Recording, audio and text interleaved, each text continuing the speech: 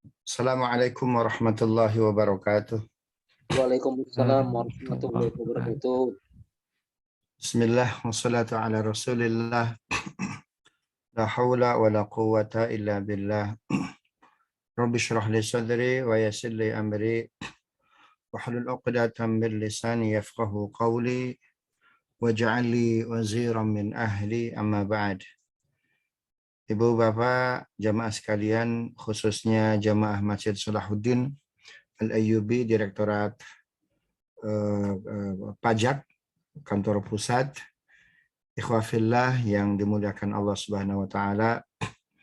Topik yang diamanahkan kepada saya terkait nilai-nilai ketauhidan, kejujuran, akhlak yang ditanamkan, yang diajarkan oleh para pahlawan kita. Terbukti bahwa para pahlawan kita luar biasa, karena tanah yang kita injak hari ini sebagai imbas dari perjuangan mereka, dari syahidnya mereka, dari istiqomahnya mereka dalam mempertahankan tanah Indonesia, bukan hanya dari musuh, ya, bukan hanya dari penjajah begitu, tetapi dari semua rongrongan yang ingin menghilangkan jejak ketauhidan Indonesia. Faktanya hari ini tanah Indonesia sangat berkah. Buktinya apa? Kita masih diberikan keleluasaan untuk mengadakan kajian, menandakan bahwa tanah ini perlu sangat berkah. Kita sujud sangat nikmat sekali di tanah Indonesia. Karena itu apa yang kita harapkan, apa yang kita peroleh hari ini dari perjuangan para pahlawan kita dengan istiqomahnya, dengan ibadahnya, dengan tidak takut akan kepada siapapun, bahkan kepada musuh sekalipun, takutnya hanya kepada Allah. Mudah-mudahan kita bisa meneladaninya, bukan hanya menikmati tanah Indonesia, tapi juga bagaimana tanah Indonesia ini kita hadiahkan pula dengan keistiqomahan kita, dengan ibadah kita, dengan perjuangan kita untuk generasi anak cucu kita nanti selanjutnya. Pak Dirman itu usianya hanya 38 tahun, tapi bisa menghadiahkan Indonesia 76 tahun. Kita wallahu a'lam ini, ya, apakah mampu memberikan Indonesia paling tidak 76 tahun ke depan. Yang dilawan oleh para pahlawan kita setelah kemerdekaan kala itu tidak tanggung-tanggung. Ya, sekutu, ya, Belanda dan sekutu, khususnya Inggris. Ada perang namanya perang Palagan Ambarawa. Ini perang yang paling sulit yang yang dilakoni oleh Pak Dirman.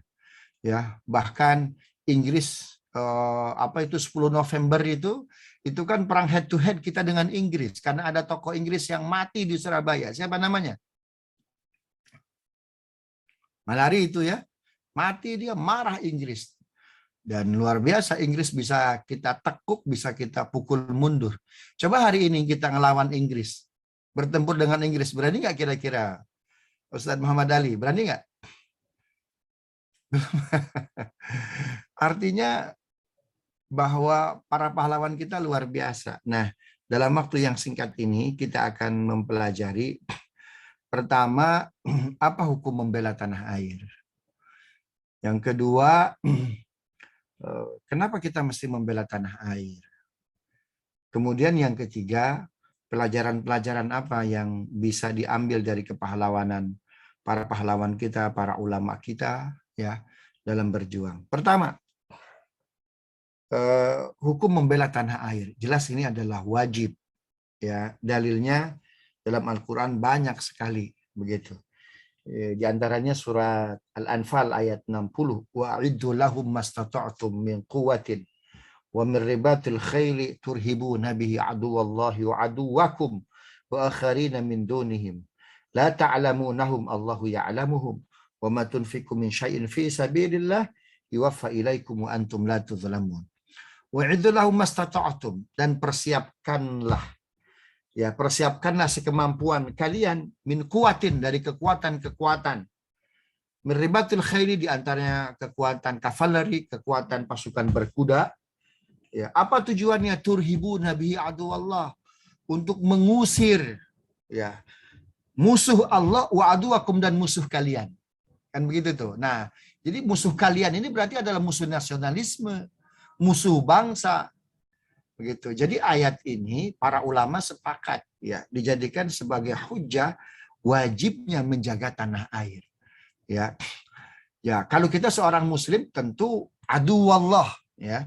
Kita mempertahankan republik kita, tanah air kita, bangsa kita dari pertama musuh Allah. Yang kedua baru wa'aduwakum dan musuh kalian. Apalagi musuh kita ternyata justru yang mencoba untuk mengganggu keyakinan kita. Ya, paling jelas saja. Itu setelah Belanda masuk ke Indonesia 1967. Ya, kemudian itu tahun 1800 sudah mulai ada pelarangan penggunaan bahasa Arab. Jadi ketika Belanda masuk ke Nusantara 1567 itu bahasa komunikasi antar tokoh-tokoh muslim para pahlawan itu menggunakan bahasa Arab. Ya. Dalam percakapannya bahasa Indonesia, tapi surat menyurat dari satu tokoh ke tokoh yang lain itu menggunakan bahasa Arab, tapi Arab Melayu. Mungkin pernah melihat itu Kamus Marbawi itu ya. Sebetulnya itu bahasa Melayu, tapi hurufnya menggunakan huruf hijaiyah, hurufnya menggunakan huruf Arab. Dan kita tahu bagaimana Bung Karno mendapatkan sepucuk surat dari Haji Omar Said Cokroaminoto itu juga menggunakan bahasa Arab. Apalagi memang Bung Karno dia fasih menggunakan bahasa Arab. Buktinya selesai berpidato di Dewan Keamanan PBB, beliau menyambangi utusan dari Maroko, utusan dari Aljazair itu menggunakan bahasa Arab. Artinya bahasa Arab sebelum datangnya Belanda itu adalah lingua franca, yaitu bahasa persatuan. Nah, setelah 200 tahun setelah kedatangan Belanda, ini Belanda cukup kesulitan untuk membaca komunikasi, untuk membaca pergerakan antar para tokoh. Akhirnya disitulah Belanda mengeluarkan kebijakan dilarangnya bahasa Arab. Ya, dilarangnya apa? Bahasa Arab. Karena memang kita agak sulit untuk membedakan bahasa Arab, bahasa komunikasi, dengan bahasa Arab adalah bahasa agama. Inna anzalnahu Qur'anan Arabiyyah la'allakum ta'qilun. Demikian dalam surat Yusuf. Kami turunkan Al-Quran berbahasa Arab agar kalian bisa berpikir. Dan ternyata pengaruh Belanda itu bukan hanya berpengaruh sebelum kemerdekaan, setelah kemerdekaan. Ya, 1960 itu diadakan konferensi politik bahasa pertama di Indonesia. Ya, itu justru tidak menyinggung bahasa Arab sama sekali. Ya, tidak menyinggung bahasa Arab sama sekali. Padahal kontribusi bahasa Arab itu dalam pergerakan tokoh nasional luar biasa. Nah, artinya apa? Artinya bahwa kedatangan musuh Belanda, Portugal, Inggris itu bukan sekedar untuk rempah-rempah. Ya, bukan sekedar untuk rempah-rempah, tapi juga untuk huruf hijaiyah itu. Ustaz Muhammad Ali ya, bukan hanya untuk mengambil rempah-rempah, tapi juga mengambil huruf hijaiyah. Apa maksud saya? Paham ya? Ya. Jadi bukan hanya rempah yang diambil, huruf hijaiyah pun mereka batasi itu. Artinya memang ada modus di situ, ada unsur di situ. Nah, itu sebabnya ya Al-Qur'an mengatakan bahwa persiapkan diri kita, ada musuh tidak ada musuh, apalagi jelas ada musuh. Ya, kekuatan kita agar apa? Agar kita bisa menangkal yang disebut yang pertama kali adalah musuh Allah. Adu Allah. Kalau musuh Allah, maka otomatis menjadi musuh siapa itu? Saya tanya. Menjadi musuh kita. Musuh kita belum tentu musuh Allah. Paham ya? Musuh Allah itu otomatis musuh kita. Subhanallah. Nah, makanya ayat ini harus menjadi pedoman kuat. Ya, harus menjadi pijakan yang strong ya untuk setiap kita, apalagi kita hidup di masa seperti ini. Bilal bin Rabah pernah satu waktu, ini mohon maaf, audio video saya jelas tidak ini? Oke, Pak, oke. Oke, clear ya. Oke, clear. Bilal bin Rabah kita tahu dia muazzin Rasulullah SAW. Itu habis sholat zuhur, ya, habis azan zuhur, harusnya apa yang dilaksanakan oleh Bilal? Itu qobliyah zuhur ya. Apalagi qobliyah zuhur, dia status hukumnya apa? Sunnah muakkadah. Ini enggak Ustaz Muhammad Ali. Bilal bin Rabah itu malah nyanyi. Subhanallah. Bukannya qobliyah zuhur, malah nyanyi. Biladi, biladi, biladi. Makkati, makkati, hubbi, watani. Biladi, biladi, biladi. Makkati, makkati, hubbi, watani. Negeriku, negeriku, negeriku. Mekahku, Mekahku, cintaku, tanah airku. Subhanallah. Itu kalau diterjemahkan kurang lebih seperti itu tuh. Nyanyi Bilal. Dan tidak sholat qobliyah zuhur itu Ustaz Muhammad Ali. Nah, sedang enak-enaknya nyanyi, datang Abu Bakar. Apa kata Abu Bakar? Ya Bilal, waihak fil masjid tughanni. Bilal, celaka kamu. Ada-ada aja. Di masjid malah nyanyi. Ini kira-kira di Masjid Salahuddin ada muazin, habis azan, dia nggak sholat qobliyah malah nyanyi. Itu paling enak diapain tuh? Subhanallah. Mungkin dicek gitu ya, dicek jidatnya. Ini waras atau nggak waras nih orang nih. Subhanallah. Itu Bilal pernah melakukan itu. Dimarahi sama Abu Bakar. Abu Bakar kan orang yang nggak pernah marah, jarang marah dia. Dimarahi sama Abu Bakar. Orang yang jarang marah itu biasanya lebih nyelekit itu ketimbang dimarahi sama Umar. Orang dimarahi sama Umar wajar, Pak, biasa-biasa. Kenapa? Karena dia memang asli pemarah nih, Umar itu. Tapi kalau Abu Bakar jarang marah, itu biasanya lebih berasa ya dimarahi sama orang yang tidak marah. Rasul lantas menghampiri kedua sahabat terbaik beliau. Apa kata Nabi?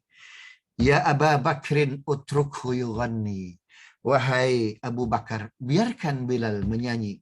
Innahu asyiqul watan. Sesungguhnya Bilal sedang merindukan tanah airnya. Bilal itu kan, Bilal Nabi Abu Bakar itu kan pendatang di Madinah, betul nggak? Aslinya orang mana?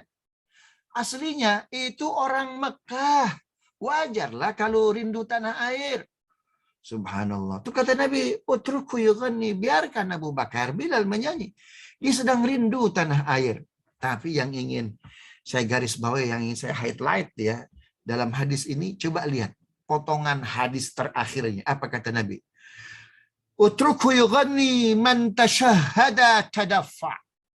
Barang siapa bersyahadat, maka otomatis dia bela negara. Tuh, coba lihat.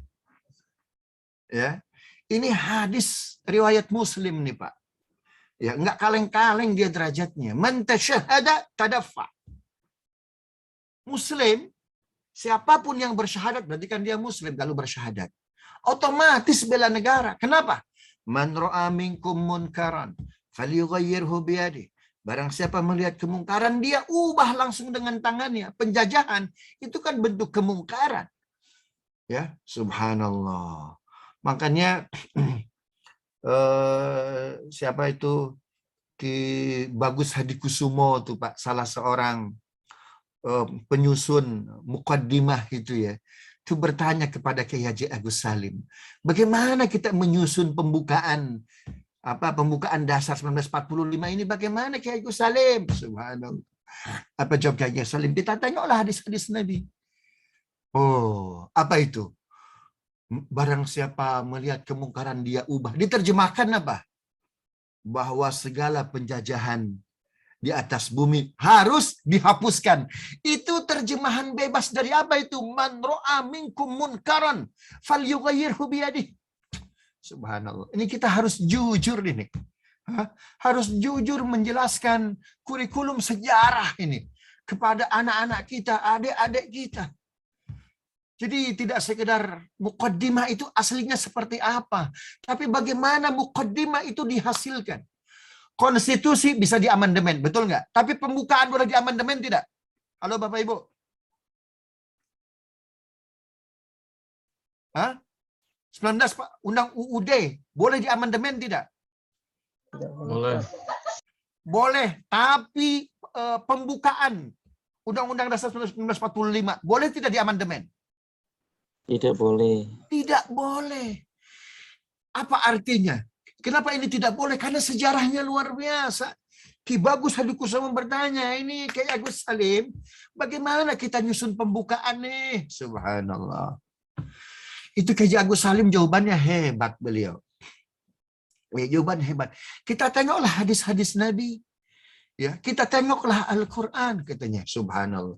Jadi wajar aja kalau di situ atas berkat rahmat Allah, bukan hanya perjuangannya.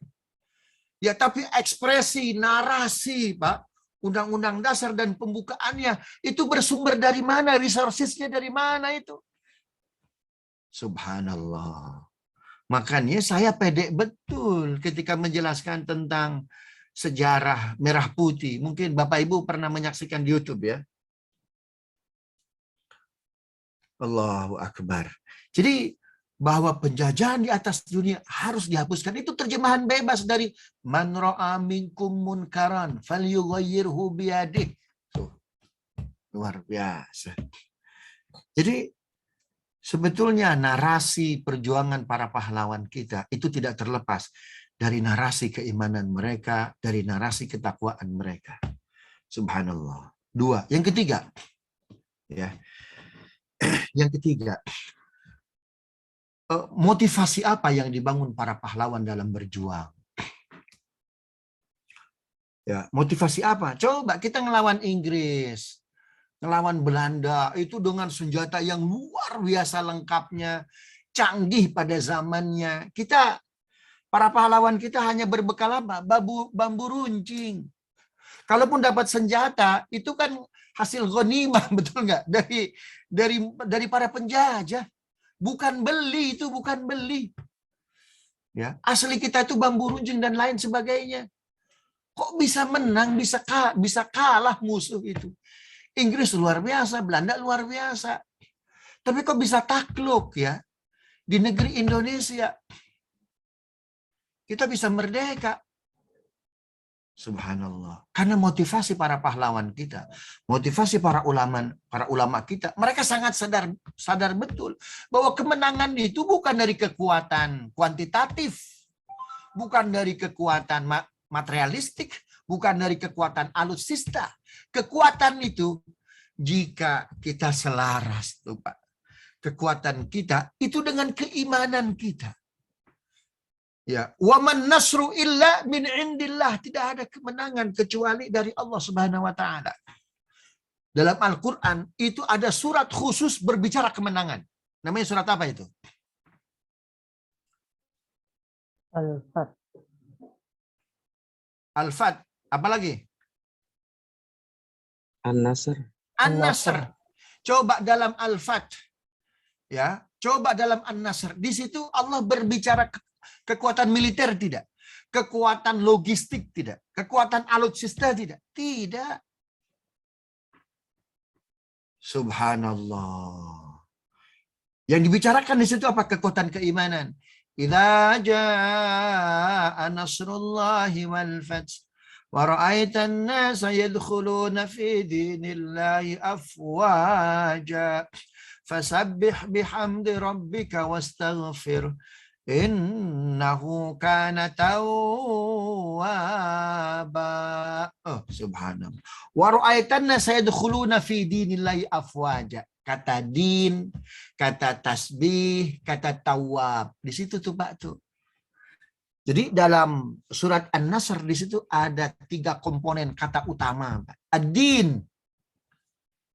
Ya, ketika nafsu kita, Pak, sesuai dengan nafsu agama kita. Paham maksudnya ya? Ketika keimanan kita selaras, Pak, dengan apa yang diturunkan oleh Allah dan Rasulnya. Kata Nabi apa? La yu'minu ahadukum hatta yakuna hawahu taba'an lima ji'tu bih. Tidaklah beriman di antara kalian hingga hawa nafsunya bisa ditundukkan sesuai dengan apa yang diturunkan Allah kepadaku.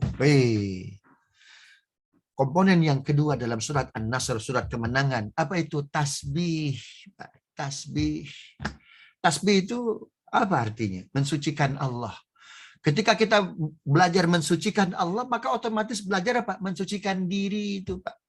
Hindari itu dari hal-hal kemaksiatan, hindari dari hal-hal yang akan mengganggu dekatnya kita dengan kemenangan, yaitu dengan Allah Subhanahu wa taala.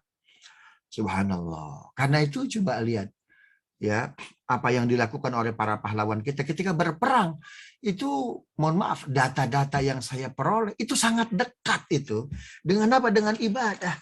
Sampai-sampai Pak Dirman itu, Pak Dirman itu punya anggota pasukan, seorang ulama.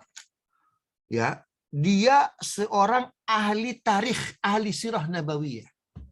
Ada yang tahu siapa namanya? Ada yang tahu siapa namanya? Ada salah seorang anggota pasukan Pak Dirman, ya. Itu seorang ulama besar, ahli tarikh, ahli sirah nabawiyah. Ada yang tahu siapa namanya? Yang tahu saya kasih sepeda, sepedanya dari Munawar. DTP. Munawir. Kiai Munawir Khalil. Kiai Munawar Khalil. Itu apa kata Bung Karno, kata Pak Dirman. Kiai, tolong jelaskan kepada aku sejarah perjuangan Nabi. Kok bisa 313 mengalahkan 1.300? Perang apa itu? Badar. Perang Badar. Kiai Munawar Khalil, jelaskan kepada aku kok 3.000 bisa mengalahkan 200.000. Perang apa itu? Perang apa itu, Pak? Perang Mu'tah. Ya, Mu'tah itu Nabi menyiapkan 3 panglima, Pak. Satu Ja'far bin Shadiq, yang kedua Ishaq bin Rahaweh, yang ketiga Zaid bin Harithah, Pak. Ketiganya syahid. Ya. Itu perang Mu'tah. Jumlah pasukan Nabi 3.000. Jumlah pasukan Romawi 200.000, Pak. Menang, Pak. Bahkan yang 3.000 ini yang syahid, yang wafat hanya 12 orang. Yang 200.000 dalam perang Mu'tah dari pasukan Romawi, Pak, itu yang mati 100.000. Coba saya tanya, ahli strategi perang mana yang bisa kayak gitu, Pak? Hah? Ahli strategi perang mana itu? 3.000 bisa mengalahkan 200.000. Dari 3.000 yang syahid cuma 12 orang. Dari 12.000 yang mati 100.000. Coba, ahli strategi perang mana, Pak? Subhanallah. Ada yang lebih dahsyat lagi. Ya. Jelaskan kepada aku, Kiai Munawar, bagaimana 6.000 bisa mengalahkan 600.000? Perang apa itu? Wah, ini sirah nabawiyahnya payah betul ya. Ini nama masjidnya Salahuddin nih. Jangan-jangan bukan Salahuddin nih, Salahuddin ini. Perang apa itu namanya? Perang Tabuk. Itu perang Tabuk tuh. Subhanallah. Jelaskan kepadaku, wahai Kiai Munawar, bagaimana akhlak Nabi, akhlak sahabat ketika berperang. Bagaimana ibadah mereka. Subhanallah. Ya, bagaimana tilawah mereka. Subhanallah. Itu dalam perang Mu'tah, Pak, diceritakan ya, dalam kitab Tarikh Khulafa. Itu ada para sahabat Nabi, Pak, perang kalau sholat di waktu perang namanya sholat apa? Sholat khauf. Ya, sholat khauf. Itu kan sholat khauf itu sholat dibagi 2 gelombang ya. Dibagi 2 gelombang. Subhanallah. Nabi menyuruh kalau sholat khauf bacanya jangan panjang-panjang, pendek-pendek aja. Itu dalam perang Mu'tah. Imam sholat kala itu dibagi-bagi, Pak ya. Dibagi beberapa gelombang. Itu ada imam sholat, itu membaca separuh Al-Baqarah. Coba, di waktu perang. Di Masjid Salahuddin Al-Ayyubi, coba di waktu nyaman baca Al-Baqarah, Pak. Sholat maghrib. Sholat isya. Gimana Ustaz Muhammad Ali? Ini di waktu perang separuh Al-Baqarah. Ih, luar biasa. Subhanallah. Kenapa? Sampai ditanya oleh Nabi, kenapa kok begitu panjang? Katanya, ya Rasulullah, kok dari tadi aku nggak syahid-syahid? Katanya, saya tahu ketika sholat aku tertembak. Katanya. Coba, luar biasa. Ya, 600.000, Pak, kalah sama 6.000. Jelaskan kepadaku, wahai Kiai Munawar Khalil, bagaimana akhlak para sahabat ketika berperang. Bagaimana ibadah para sahabat berperang. Nabi sudah bilang ketika perang ada rukhsah buat kalian, nggak usah puasa. Tapi tidak ada sahabat hari Senin, Pak, hari Kamis, ya ketika perang-perang itu mereka makan dan minum, Pak. Luar biasa, coba lihat. Apalagi, mohon maaf, ada 2 perang besar pada masa Nabi dilakukan bulan Ramadan. Perang apa itu? Perang Badar. Dan perang? Dan Fathu Mekkah. Oh. Ya. Itu perang Badar dan Fathu Mekkah, keduanya di bulan Ramadan. Menang itu. Subhanallah. Jelaskan kepadaku Kiai Munawir Khalil sejarah perjuangan Nabi. Subhanallah, dijelaskan Pak ya, setahap demi setahap Kiai Munawir Khalil. Subhanallah. Setelah dijelaskan, bayangkan itu Kiai Munawir Khalil menjelaskan seluruh peperangan Nabi. Kan Nabi itu perang itu. Nanti Bapak Ibu ada kesempatan main ke Gramedia ya, lalu beli buku Membangun Negara Kuat. Itu tulisan saya ya, ada kesempatan silakan. Tapi saya sudah minta ke Gramedia untuk dibuatkan PDF-nya. Saya menjelaskan di situ 32 peperangan Nabi itu, Pak. Ya, ada bukunya itu. Jadi selama gerilya itu 32 peperangan Nabi khatam, Pak. Dijelaskan oleh Kiai Munawir Khalil. Setelah dijelaskan semuanya ya, dari perang pertama, perang Badar hingga perang terakhir namanya perang Bani Mustalik itu, Pak ya. Itu apa kata Pak Dirman, Kiai Munawir Khalil? Apa yang Kiai jelaskan kepada saya? Tolong tulis Kiai. Karena saya begitu menikmati. Kenikmatan ini jangan sampai hanya saya saja yang menikmati Kiai. Tapi tolong kepada generasi-generasi setelah saya, mereka bisa menikmati dan bisa mengambil pelajaran dari sirah Nabawiyah ini. Ditulis oleh Kiai Munawir Khalil. Bayangkan, buku itu selesai ditulis ketika gerilya, Pak. Ketika selesai ditulis, diberikan kepada siapa nih? Kepada Pak Dirman. Apa kata Pak Dirman? Ya, beliau terima sirah Nabawiyah tersebut, lalu ditaruh Pak di atas kepala Pak Dirman. Apa kata Pak Dirman? Kiai Munawir, aku sudah tidak sanggup lagi menahan rinduku ketemu Rasulullah. Aku nggak sanggup lagi menahan rinduku ketemu Rasul, wahai Kiai Munawir. Subhanallah. Nah, ada apa itu penjelasan dari Kiai Munawir yang tidak ditulis dalam buku itu, Pak. Sahabat-sahabat DJP. Jadi ada keterangan yang diberikan oleh Kiai Munawir Khalil itu yang tidak ditulis dalam buku itu. Ada yang tahu tidak? Keterangan apa itu? Kata Kiai Munawir Khalil, Kang Mas, itu Salahuddin Al-Ayyubi ketika berangkat dari Mesir menuju ke Palestina, itu tidak henti-hentinya mengumandangkan salawat. Bahkan beliau membuat narasi salawat yang sangat unik. Apa salawatnya? Allahumma salli ala Sayyidina Muhammadinil Fatih lima ughliqa wal khatimi lima sabaqa nasiril haqqi bil haqqi wal hadi ila siratikal mustaqim wa ala alihi wa ashabi haqqa qadri wa miqdarihil azim.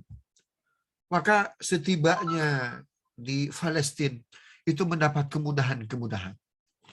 Bukan aja itu, Kang Mas, Muhammad Al-Fatih menaklukkan Konstantinopel butuh beberapa gelombang. 2 tahun sebelum penaklukan Konstantinopel hingga hari penaklukan, Muhammad Al-Fatih tidak pernah kurang membaca salawat kepada Rasulullah setiap harinya, setiap malamnya 10.000 salawat. Nah, sejak itulah Pak Dirman itu gemar bersalawat tuh, Pak, sampai wafatnya. Coba lihat. Nah, kisah ini ada tidak dalam kurikulum kita, Bapak Ibu yang dimuliakan Allah? Nyaris tidak kita jumpai kecuali dalam kajian online ini. Ya, padahal inilah sebetulnya yang membuat bobot sejarah para pahlawan ini luar biasa. Bukan sekedar angkat senjata, Pak Dirman sebagai panglima besar menginstruksikan melawan penjajah lalu menang. Tidak. Tapi apa di balik kemenangan? Apa di balik kehebatan para pahlawan? Rupanya ada jembatan yang tidak pernah terputus ya antara pahlawan kita, pejuang kita tuh Pak, dengan Tuhannya. Karena mereka berjuang bukan hanya sebagai abdi negara, Pak, tapi sebagai abdi Tuhan. Karena memang dalilnya Al-Anfal ayat 60, aduwallah. Ya, wa aduwakum. Bukan aduwakum wa aduwallah, karena musuh kita belum tentu musuh Allah, Pak. Tapi kalau musuh Allah sudah barang tentu akan apa? Akan menjadi musuh kita. Subhanallah. Nah, Itu sebabnya Bapak Ibu yang dimuliakan Allah, rajin-rajinlah kita membaca akan sejarah bangsa kita. Pak Karno bilang apa? Jas merah, jangan pernah melupakan sejarah. Karena sesuatu yang sangat unik, yang spesial, itu biasanya tidak dibagikan di depan umum. Betul tidak? Ya, yang spesial itu tidak dibagikan di depan umum. Subhanallah. Baik. Kemudian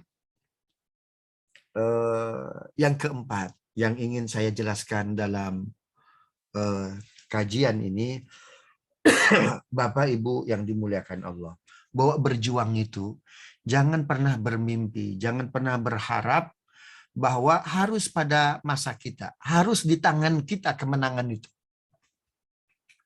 Ya, tentunya kemerdekaan Indonesia 17 Agustus 1945 atau 10 Ramadan tahun 1000 berapa? Ada yang tahu hijriahnya?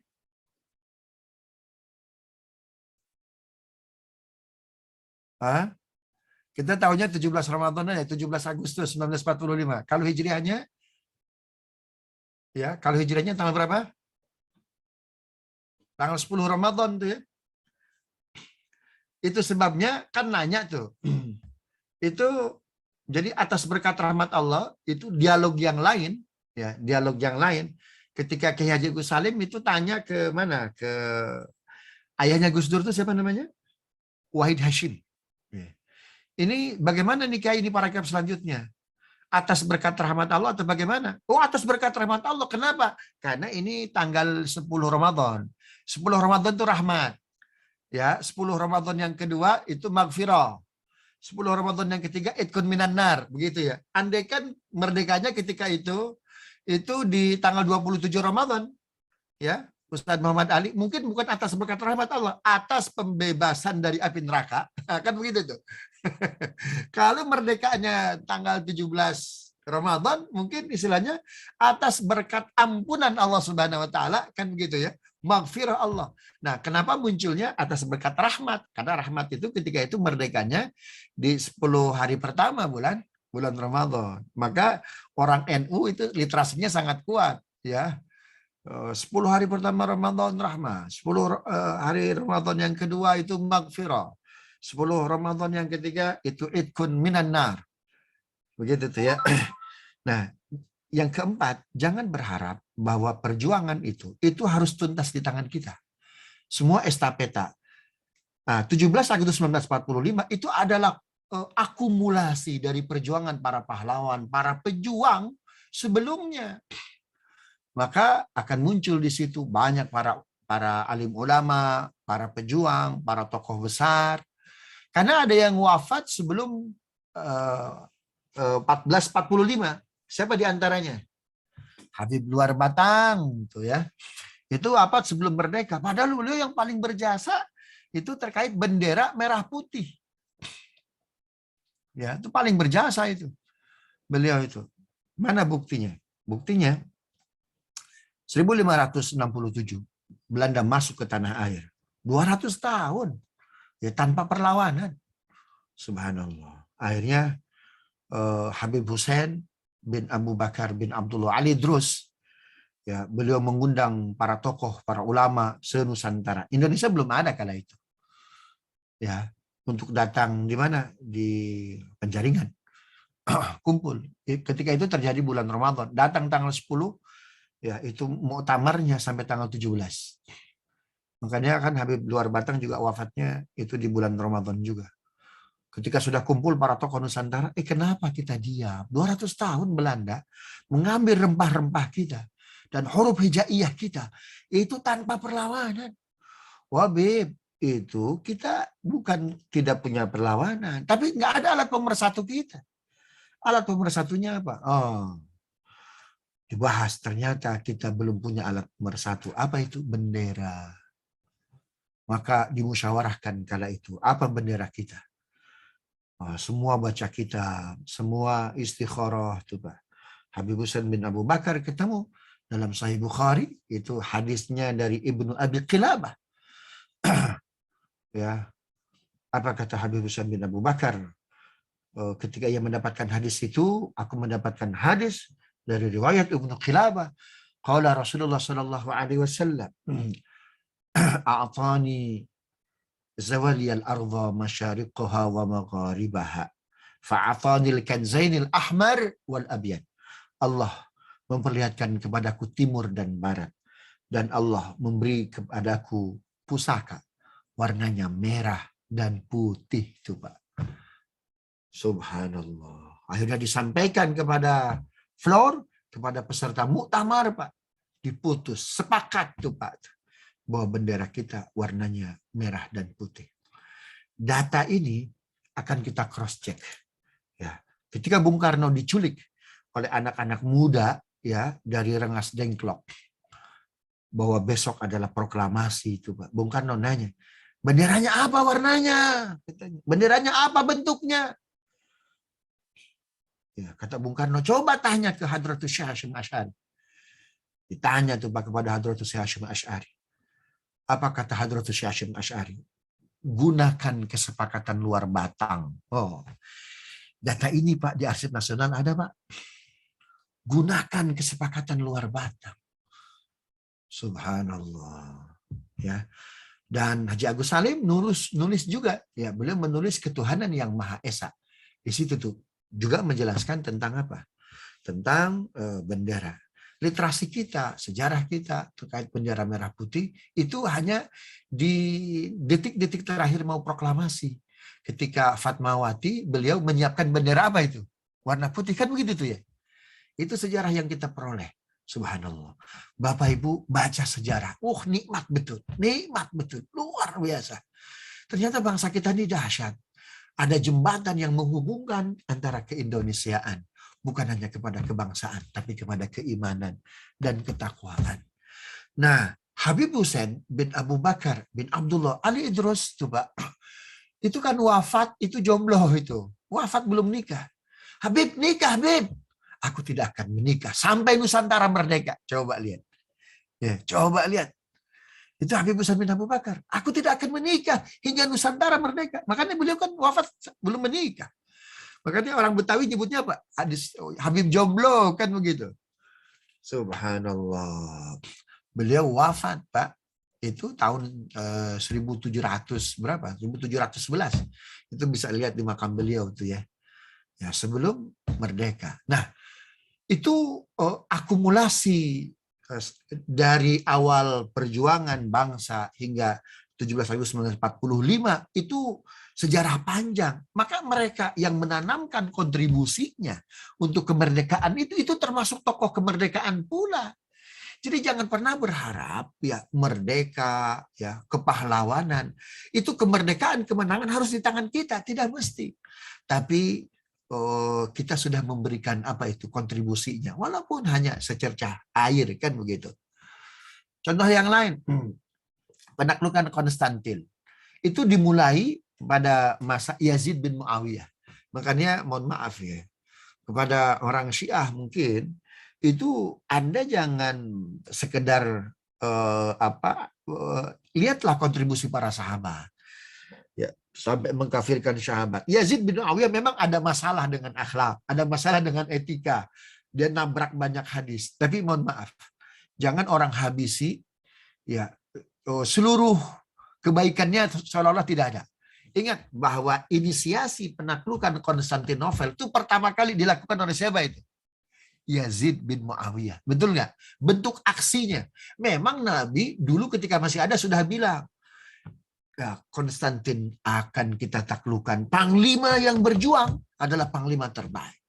Pasukan yang bergabung dengannya adalah pasukan terbaik. Tapi kan aksinya belum. Itu baru narasi saja. Janji Nabi Shallallahu Alaihi Wasallam.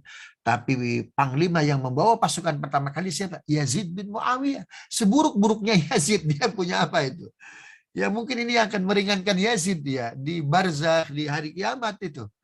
Subhanallah. Ketika kaum muslimin khususnya yang di Madinah mendengar Yazid akan memberangkatkan pasukan ke Konstantinopel, membebaskan Turki itu dari cengkraman Romawi itu, Pak, terdengar oleh sahabat yang sangat terentah di Madinah, yang sangat tua di Madinah. Siapakah nama sahabat itu?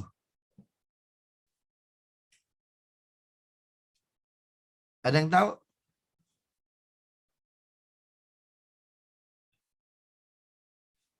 Abu Ayyub Al-Ansari. Dialah sahabat Nabi yang Nabi tidur di rumahnya setibanya Nabi hijrah tiba di mana? Di Madinah. Ketika dia mendengar, karena memang dia berharap pula kan untuk berangkat pada masa Nabi, tapi dilarang oleh Nabi. Tapi ketika Yazid mengatakan akan memberangkatkan pasukan ke Konstantin, itu Abu Ayyub Al-Ansari itu langsung berangkat. Yazid, tunggu kakek tua ini Yazid. Tunggu kakek manula ini Yazid. Subhanallah. Jadi dari Madinah, Pak, ya, dari Madinah menuju Damaskus itu bawa rangsel kalau bahasa kita sini ya. Usianya 85 tahun, Pak. Ya, subhanallah. Dibawa oleh Yazid, ternyata di pertengahan perjalanan kan wafat, beliau syahid. Sebelum wafat, apa kata Abu Ayyub? Jangan kuburkan jasad kakek tua di sini, tapi kuburkan di dekat benteng Konstantinopel. Kan begitu tuh ya. Nanti Bapak Ibu, sahabat-sahabat semua, ada kesempatan kita ke Turki ya. Kita keliling nih, keliling Turki, banyak situs-situs sejarah di Turki. Subhanallah, itu nggak cukup 3 hari ke Turki itu, ya banyak historical Islamic historical situs point di sana itu. Allahu Akbar. Nah, pada masa Yazid tidak berhasil menaklukkan Konstantinopel. Dilanjutkan pada masa siapa? Harun Ar-Rasyid tuh Pak, gagal juga. Pada masa Harun Ar-Rasyid itu dilanjutkan oleh Mehmed I, Pak. Mehmed I itu siapa? Ayahnya Mehmed II. Mehmed II itu Muhammad Al-Fatih. Ternyata beliau wafat juga, gagal menaklukkan Konstantinopel. Tapi apa yang dikatakan oleh Mehmed I, ya, beliau bilang kepada para alim ulama, tolong, kalau bahasa kita nih Pak, tolong Kiai Syamsuddin, ajarkan putraku Al-Quran. Dia harus hafal Al-Quran, harus paham maknanya, harus paham hukum-hukumnya, harus paham kisah-kisahnya. Lalu dia minta yang kedua Kiai Zakaria. Kiai Zakaria, tolong ajarkan kepada putraku Al-Fatih Muhammad Mehmed II, ajarkan kepada dia sirah nabawiyah agar dia paham bagaimana nabinya berjuang, bagaimana nabinya berkehidupan, bagaimana nabinya beribadah. Karena tidak mungkin kemenangan tanpa mengikuti jejak nabinya. 2. Yang ketiga, dia minta kepada Kiai Islam. Bahasa kita tuh bahasanya mullah sebetulnya ya. Kiai Islam, tolong ajarkan kepada putraku Mehmed II, ajarkan dia seluruh bahasa asing agar dia berbicara kepada seluruh pemimpin dunia dengan bahasa mereka. Karena itu Mehmed II dia pandai Pak, dia poligot dia. Ya, berbicara dengan ahli meriam dari Hungaria, karena kan Konstantinopel itu bisa ditembus temboknya. Itu bukan hanya kekuatan pasukan Mehmed II, ya, tetapi melibatkan kontribusi ahli meriam dari Hungaria. Itu ngomong pakai bahasa Inggris. Berbicara dengan orang Cina pakai bahasa Mandarin. Subhanallah. Berbicara dengan orang Arab tentu karena beliau seorang Muslim paham betul bahasa Arab. Ya. Berbicara dengan orang Persia pakai bahasa Persia. Jadi poligot betul. Subhanallah. Makanya Kiai Agus Salim tuh Pak, itu diangkat menjadi menteri pertama tuh Pak. Oleh siapa? Oleh Bung Karno tuh Pak. Menteri Luar Negeri pertama itu, dia fasih bahasa Inggris, dia fasih bahasa Mandarin, dia fasih bahasa Arab. Karena memang sebelum pulang ke Indonesia, beliau lama bekerja di Jeddah. Tuh. Subhanallah. Nah, jadi Muhammad Al-Fatih ini menjadi apa? Determinator tuh Pak. Ya, determinator menjadi orang yang mengkondisikan pengaruh besar untuk kemenangan Konstantinopel. Jadi akumulasinya di Mehmed II, di Muhammad Al-Fatih. Tetapi penaklukan Konstantinopel itu sejarahnya panjang. Tidak hanya dimulai dari Mehmed II, tapi Mehmed I, ya, Harun Ar-Rasyid, kemudian Yazid bin Muawiyah. Karena itu, maka setiap kita itu harus punya kontribusi terhadap kemenangan. Sekecil apapun peran kita, begitu ya. Sekecil apapun peran kita. Terakhir, yang kelima yang ingin saya jelaskan dalam kajian yang singkat ini, para pahlawan itu, mereka yang diharap adalah ridho Allah, Pak. Ya, yang diharap adalah ridho Allah. Begitu. Itu Kiai Munawar itu santrinya banyak. Kiai Munawar Khalid itu santrinya banyak, punya pesantren beliau. Tapi beliau kerahkan semua santrinya Ketika menjadi pasukan Pak Dirman, maka otomatis disuruh-suruh.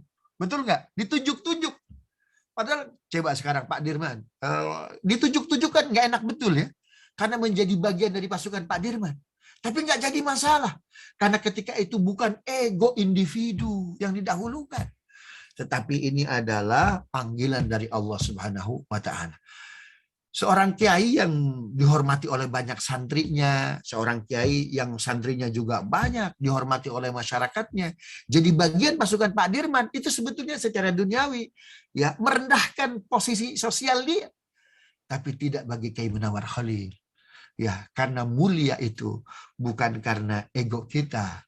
Berjuang itu setiap kita harus punya peran. Ya, kalaupun harus disuruh-suruh oleh Pak Dirman, ya, kalaupun harus diperintah oleh Pak Dirman, ini bagian dari keikhlasan. Kenapa?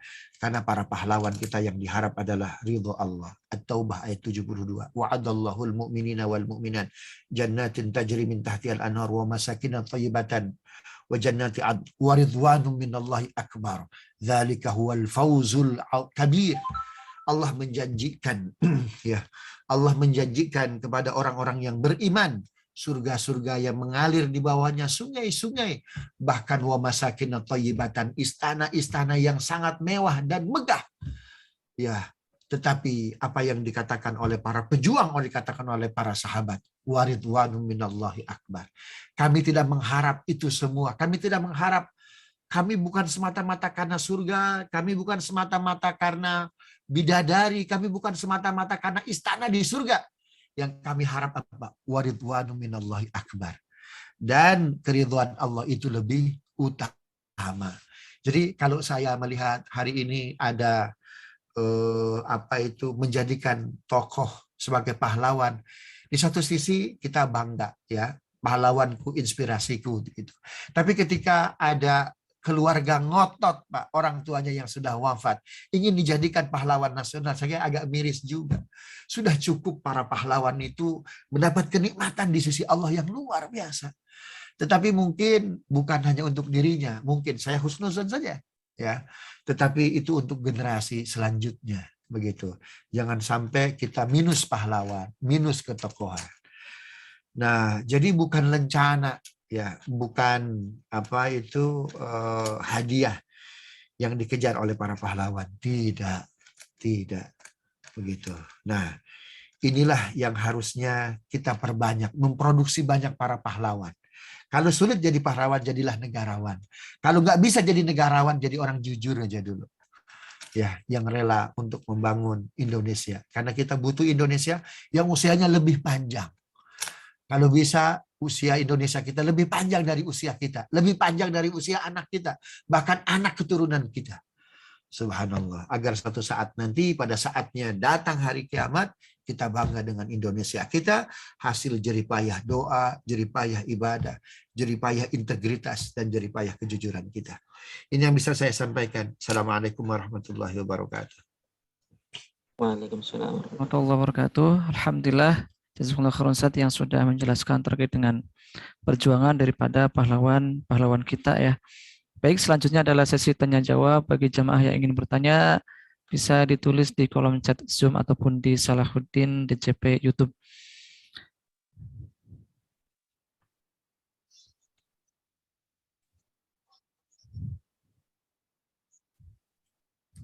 Baik Ustaz, terkait tadi bahwasanya ada sahabat Bilal bin Rabah Ustaz ya, setelah sholat zuhur itu bukannya sholat sunnah qobliyah, melainkan mungkin kalau sekarang itu kalau di kampung-kampung itu syiiran gitu Ustaz ya. Ya betul. Nah, syiiran bilati makati hubi watani.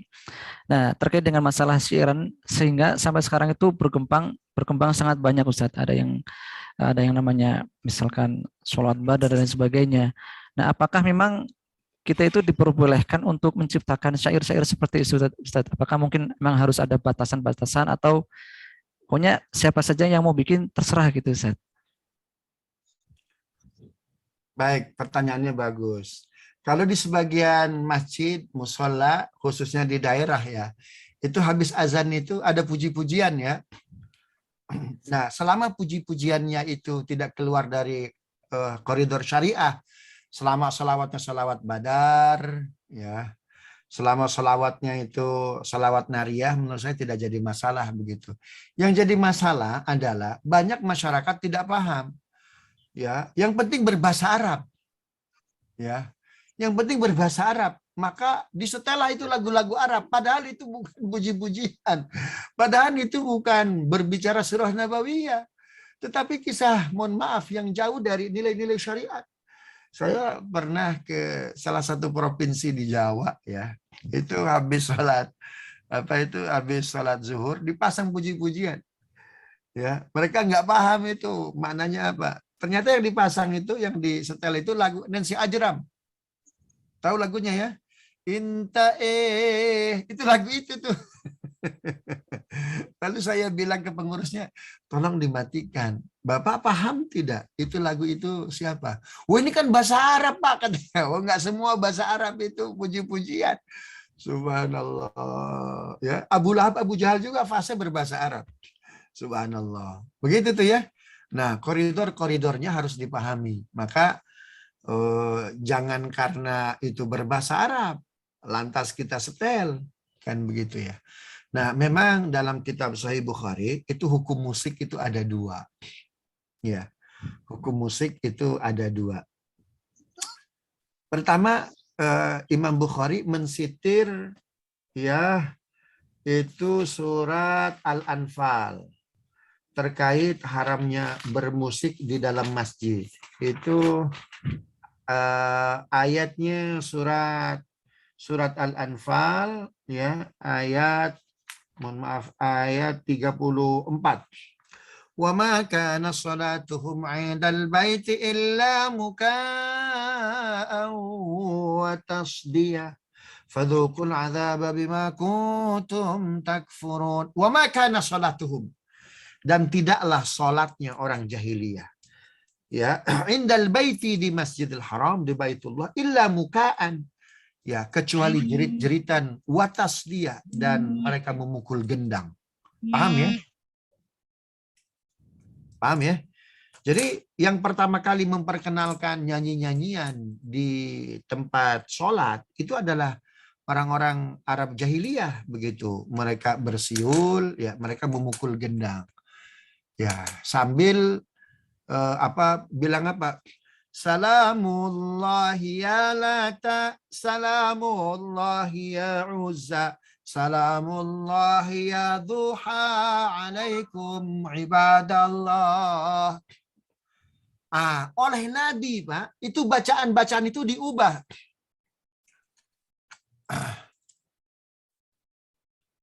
Diubah oleh Nabi menjadi apa? An-Nabi salam alaik, salawatullahi alaik. Mohon maaf, itu jadi aslinya itu salamullahi ya Lata, salamullahi ya Uzza, salamullahi ya Adha, salamullah ibadallah. Diganti itu ya, itu ada salawat ya, menjadi, ada yang hafal Al-Barjanji tidak?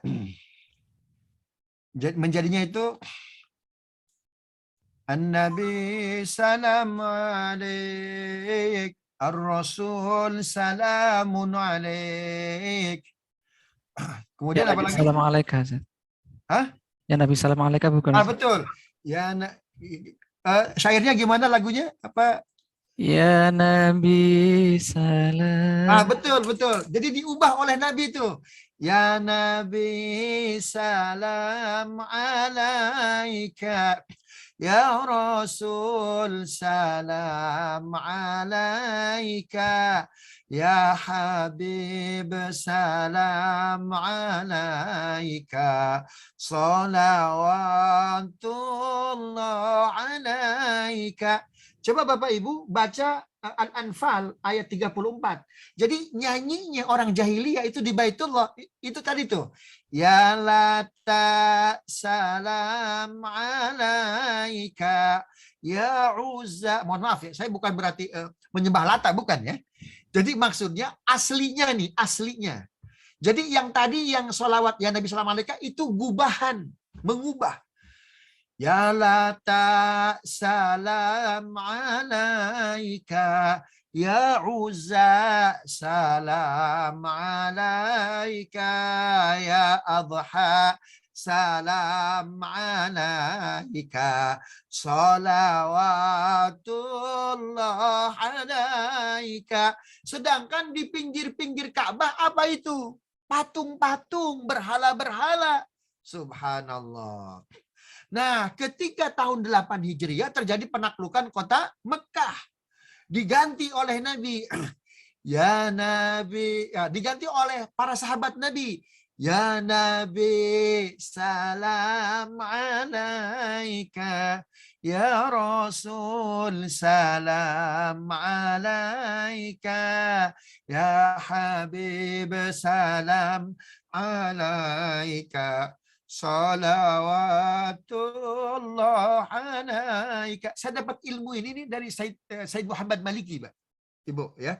Dari Said Muhammad Maliki. Jadi aslinya begitu. Karena Islam itu hadir tidak di ruang hampa. Paham nggak? Islam itu hadir tidak di ruang hampa. Contoh yang lain. Nabi hadir di kota Mekah. Sudah ada majusi. Betul nggak? Majusi menyembah api, menyembah matahari. Mereka pagi hari menghadap kemana? Menghadap ke timur. Diganti oleh Islam. Umat Islam, kalian sholat syuruk. Jangan sembah matahari. Sembah Tuhannya. Menghadap kemana? Menghadap ke barat. Jadi sholat syuruk itu antitesis dari penyembahan apa? Penyembahan matahari, Pak. Subhanallah. Makanya mohon maaf. Kita ketika safari dakwah di Jepang, ya, saya bilang kepada jamaah, jangan tinggalkan sholat syuruk. Karena mereka pagi hari sedang menyembah apa itu? Subhanallah. Jadi Islam itu tidak datang di ruang hampa. Maka yang ada diperbaiki. Yang bengkok diluruskan. Ya, semacam salawat tadi itu. Itu saya dapat ilmu dari Said Muhammad Maliki, kata beliau. Ya Nabi, tahukah kalian, kata beliau sambil menangis ya. Ini ya Nabi salam alaik itu aslinya itu ya Lata salam alaik, ya Uzza salam alaik. Subhanallah. Begitu tuh ya. Nah, jadi selama syairnya itu memuji Allah dan Rasulnya, menambah keimanan, ketakwaan, tidak masalah. Ya, jangan karena itu syairnya berbahasa Arab dipakai semuanya. Ya, ini lagu Amrudiab di masjid, jangan. Ya, lagu Amrudiab tuh di masjid, jangan. Subhanallah. Ada definisi musik yang kedua dari Nabi, ya, yang Nabi ajarkan kepada Fatimah. Ketika itu Fatimah dapat hadiah, ya, mangkuk dan sendok dari orang Persia. Dan lantas Nabi SAW itu memberikan makanan di atas di atas piring tersebut. Rupanya mungkin karena pakai pertama kali itu Fatimah ada bunyi sendok di atas piring. Apa kata Nabi? Ya Fatimah, tahukah musik yang Allah haramkan? Apa itu ayah? Suara sendok di atas piring yang terdengar oleh orang fakir di sekitar kita. Oh subhanallah. Itu menurut saya definisi hebat betul tuh. Musik yang paling Allah haramkan, suara sendok di atas piring yang terdengar orang lafar di sekitar kita. Subhanallah. Begitu ya. Wallahu a'lam bishawab.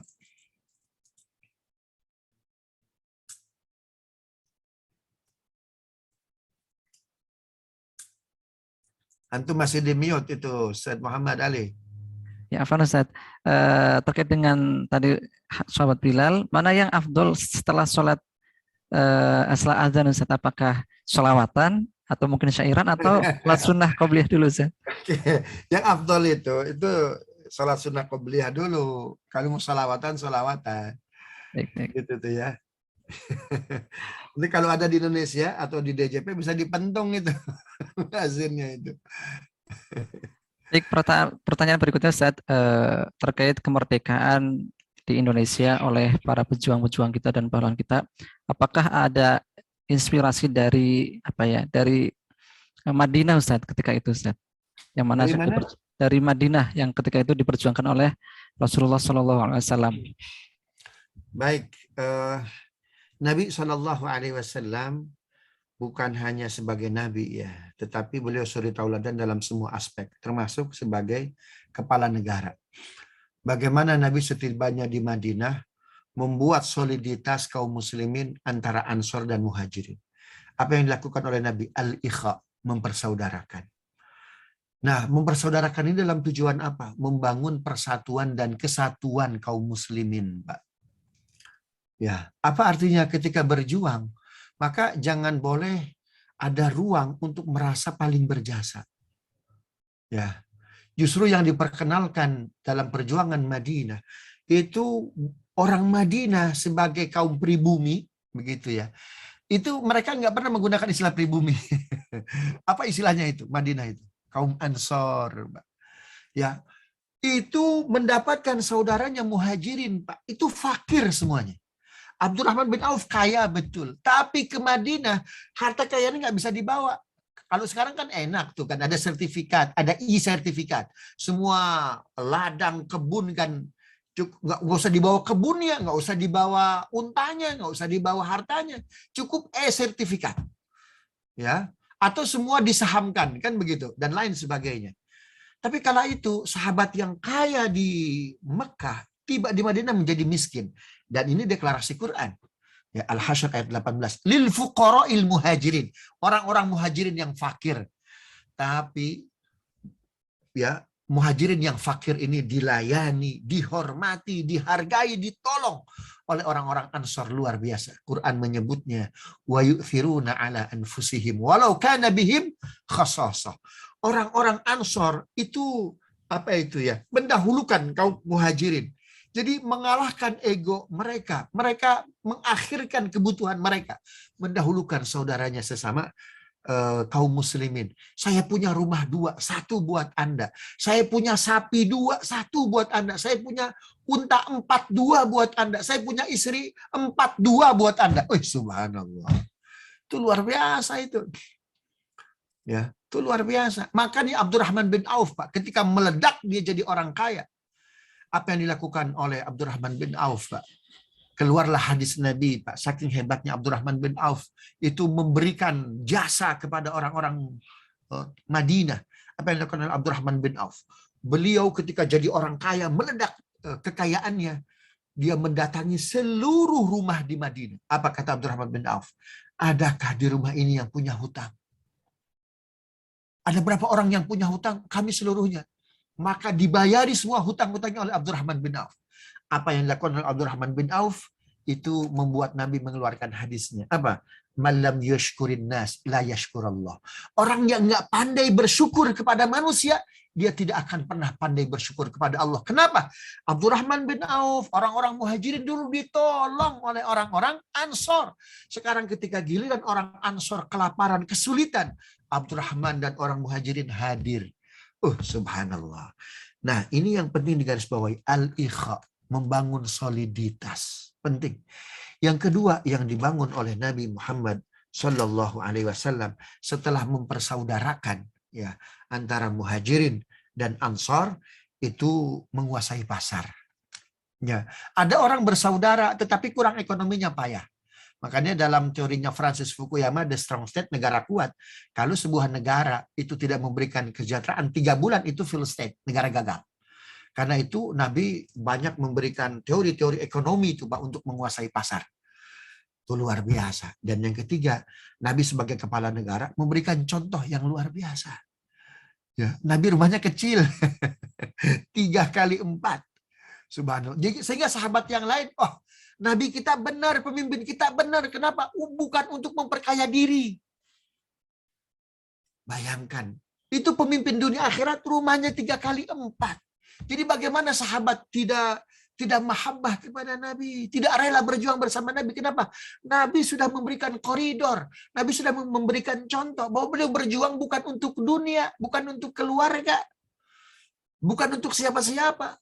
Tetapi untuk apa? Memang untuk Allah. Makanya apa? Fasilitas dunia nggak beliau ambil. Begitupun para sahabat Nabi, Abu Bakar, Umar. Bahkan ketika pasukan Persia datang. Di mana ini istana kaum muslimin? Itu tuh. Mana? Itu Masjid Nabawi. Wih, istananya masjid. Terus di mana presidennya? Itu tuh. Yang mana? Itu yang lagi tidur-tiduran. Ternyata Umar bangun, apa yang terjadi? Itu pipinya Umar masih bekas apa itu? Bekas tikar. Subhanallah. Jadi perjuangan itu bukan untuk memperoleh pujian, bukan untuk memperoleh materi dan pangkat dan jabatan. Ya, inilah syarat kemenangan. Tapi selama para pemimpin, para elit berjuang untuk dunianya, untuk reputasi, keinginan egoismenya, maka soliditas akan sulit untuk diperoleh. Itu yang bisa diambil dari pelajaran Madinah itu, Ustaz Muhammad Ali ya. Wallahu a'lam bishawab. Terakhir Ustaz, bagaimana agar kita menjadi pahlawan di zaman sekarang ini Ustaz? Yang mana kita itu setiap orang berbeda-beda profesi dan karakternya Ustaz. Baik. Ya, saya akan jawab dengan 2 hadis dari Nabi Shallallahu Alaihi Wasallam. Ketika ada cucunya ya bertanya kepada mohon maaf, ketika Abdullah bin Amr.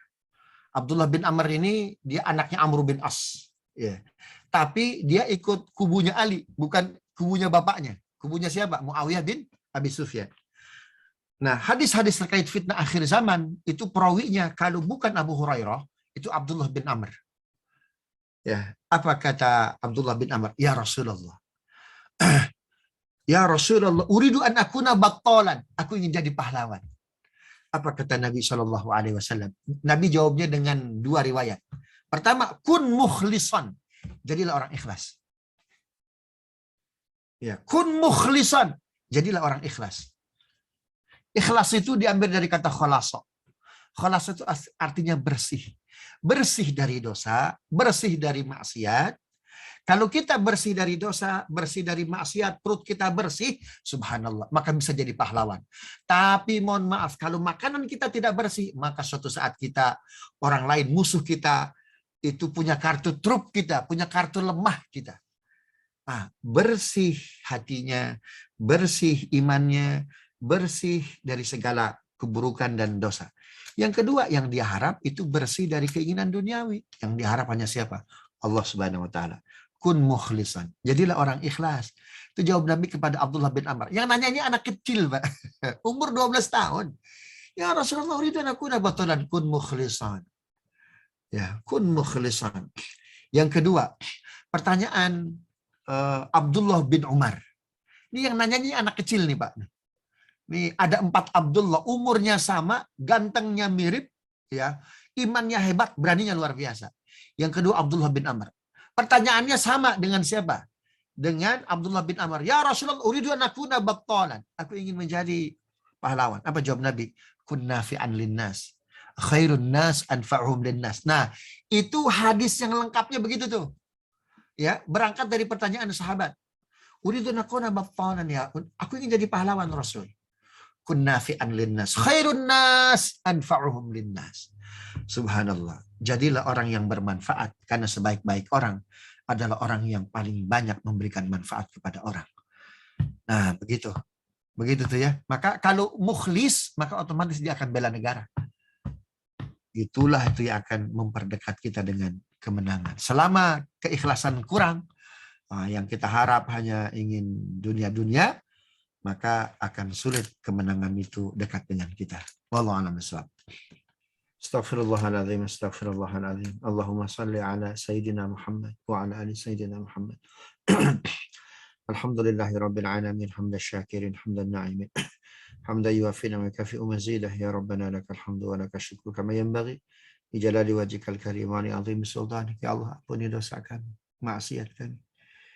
Ya Rabb, Al-Quran yang kami baca, hadis yang kami baca, sampaikan pula pahalanya kepada orang tua kami, guru-guru kami, para pahlawan kami ya Rabb, yang telah menghadiahkan Indonesia dengan tanahnya yang penuh berkah ini. Karena itu ya Rabb, jadikan kajian ini ada Quran yang dibaca, ada hadis yang dibaca sebagai penyambung silsilah historis kami, sejarah kami dengan para pahlawan kami, dengan para guru kami. Jadikan kami seperti mereka ya Rabb. Bersihkan hati kami, bersihkan hati kami. Anugerahkan kekuatan tauhid kepada kami, kekuatan iman kepada kami. Jadikan kami orang yang penyayang, menyayangi seluruh umat Rasulullah sallallahu alaihi wasallam. Jangan sampai ada benci dalam jiwa kami kepada umat Rasulullah sallallahu alaihi wasallam.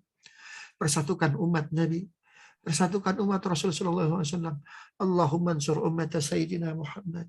Allahumma astur ummat Sayyidina Muhammad. Allahumma qwi ummat Sayyidina Muhammad. Ya farijal ham, ya kashifal gham, ya man li abdihi yaghfir wa yarham. Ya Allah, persatukan kami ya Rabb dalam ketauhidan-Mu, dalam ketakwaan, dalam keimanan. Bersihkan jiwa kami dari yang haram sehingga menjauhkan kami dari kemenangan. Jaga putri kami, ya Allah. Jaga putra-putri kami saleh-saleh, hafiz-hafiz. Anugerahkan kepada kami kekuatan, pilih kami ya Rabb, sebagaimana Engkau telah memilih para pahlawan kami, para pejuang kami untuk menjaga Indonesia itu. Karena itu pilih kami juga untuk bisa menjaga Indonesia ini ya Rabb, sampai kepada saatnya Kau hancurkan seluruh bumi ini, Kau hancurkan seluruh semesta ini. Kami mengharap ridha-Mu ya farijal ham, ya kashifal gham. ومن لأبديك ويرحم ربنا من لدنك رحمة وهيئ لنا من أمرنا رشدا وصلى الله على سيدنا محمد وعلى آله وصحبه وسلم والحمد لله رب العالمين سبحانك اللهم ربنا وبحمدك أشهد أن لا إله إلا أنت أستغفرك وأتوب إليك السلام عليكم ورحمة الله وبركاته